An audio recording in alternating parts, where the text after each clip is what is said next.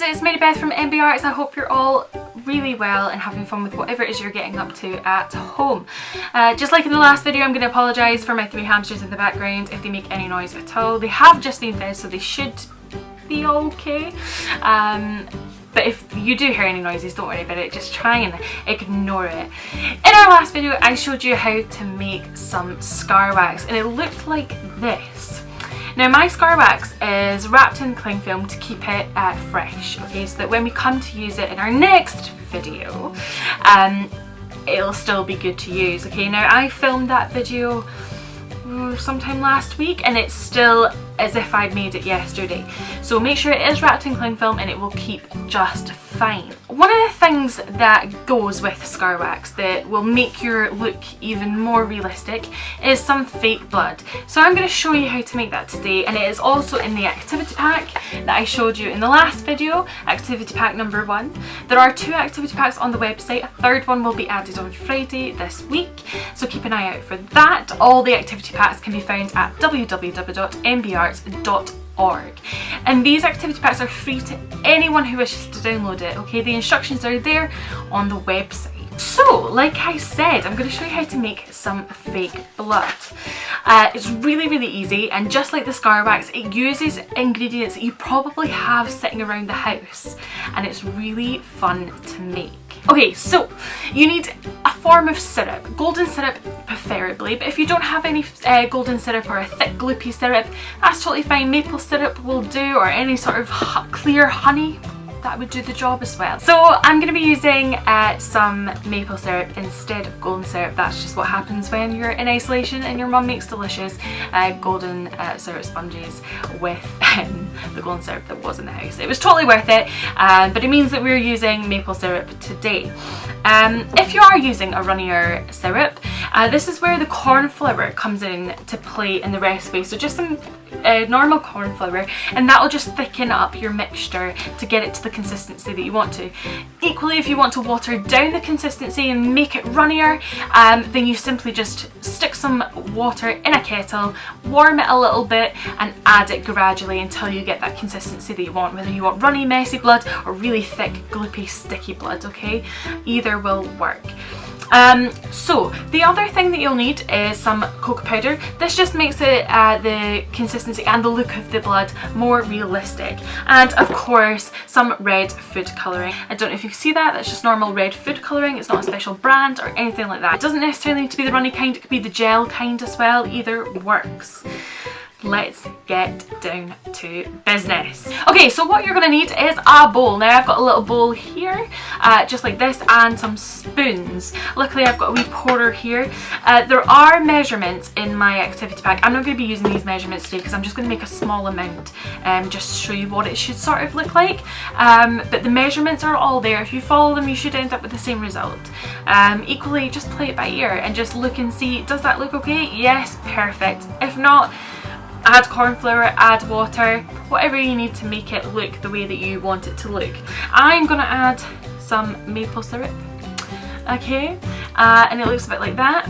With the maple syrup, like I say, it is runnier, so I'm going to have to add some corn flour to it just to thicken that up. You shouldn't need a lot, but if you do need a lot, please don't add it all in one clump.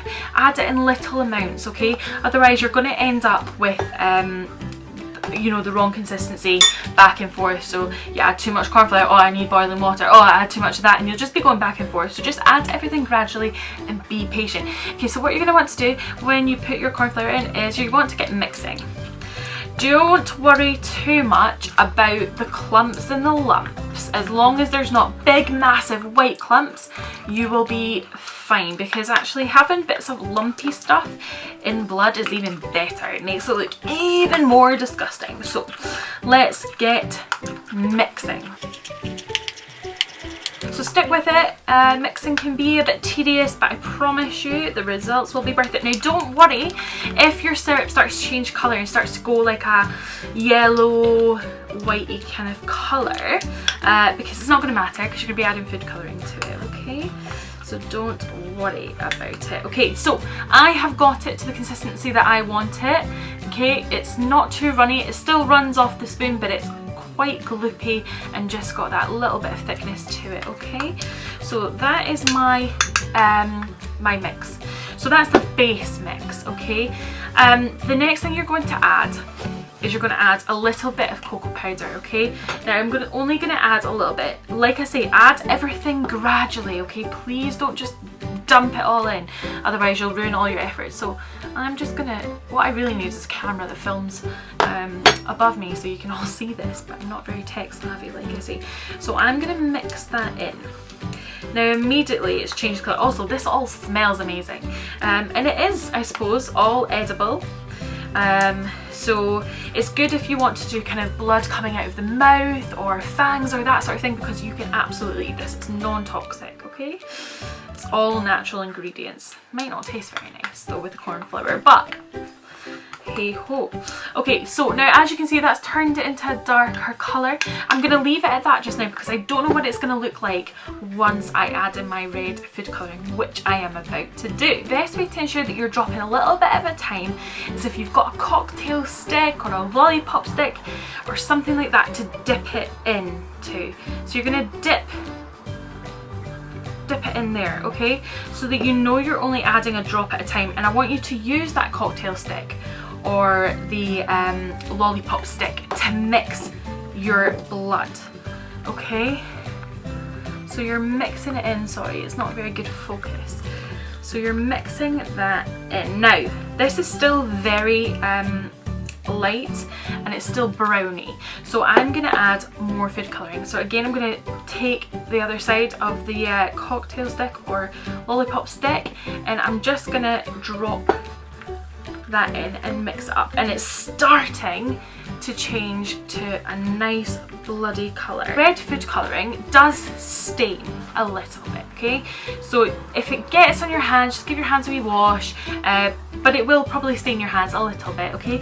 It comes to clothes, it will stain clothes, but the stains will come off in the wash, okay? If you follow the washing instructions on your garments, they will be fine, okay? So don't worry about it. Keep on adding gradually with the lollipop stick, okay? Don't resort to an impatient pour because it is worth it, and I'm starting to get there. So as you can see, there it is. There is my blood.